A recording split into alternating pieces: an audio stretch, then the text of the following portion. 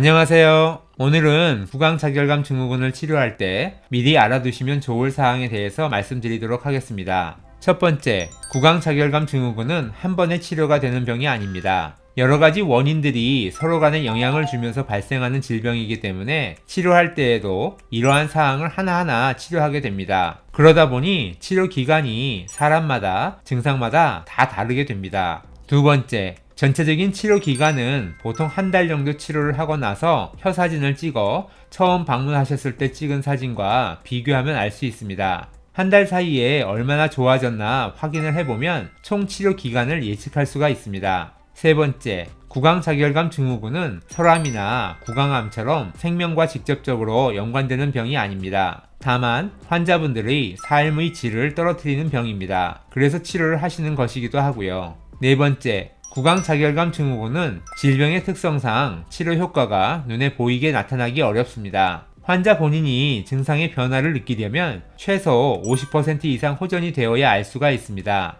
물론 매번 치료 시마다 조금씩 호전이 되어 갑니다만 환자분 자신이 만족할 변화를 느낄 때까지 시간이 많이 걸립니다. 보통 50% 정도 호전이 되실 때 이제 좀 살만하다라는 말씀을 하시게 됩니다. 다섯 번째, 통증의 변화가 느리다 보니 초기 2, 3개월째 가장 질문을 많이 하시는데요. 뭔가 좋아지는 듯 하긴 한데 확실한 게 안 보이실 때 불안을 많이들 느끼십니다. 그래서 처음 치료하실 때부터 병이 좋아지고 있나를 확인할 수 있는 방법을 알려드리는데요. 구강의 통증이 아주 심한 날짜를 달력에 표시하시는 방법입니다. 그리고 한 달마다 그 표시된 개수를 기록해 놓으시면 됩니다. 이렇게 하다 보면 매달 그 아픈 개수가 감소하시는 것을 보실 수 있을 겁니다. 기존의 다른 바스 등의 방법보다 훨씬 더 편하고 객관성이 높은 방법입니다.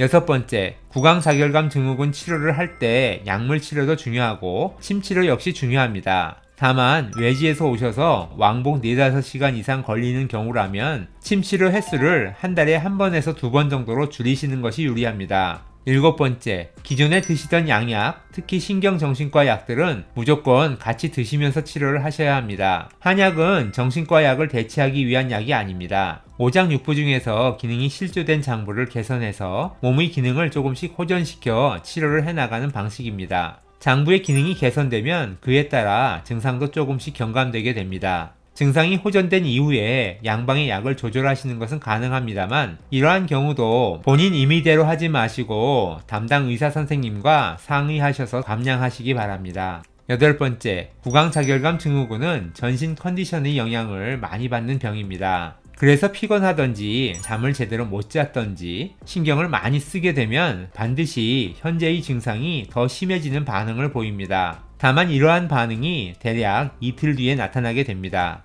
예를 들어 보면 15일에 증상이 심해진 듯 싶다 느껴지시면 2일 전인 13일쯤에 육체적인 과로나 정신적인 스트레스 혹은 수면 등의 문제가 없었나 살펴보시는 것이 중요합니다. 지금까지 구강자결감 증후군을 치료할 때 미리 알아두시면 좋을 사항에 대해서 말씀드렸는데요. 이 영상이 환자분들에게 조금이나마 도움이 되셨으면 좋겠습니다. 감사합니다.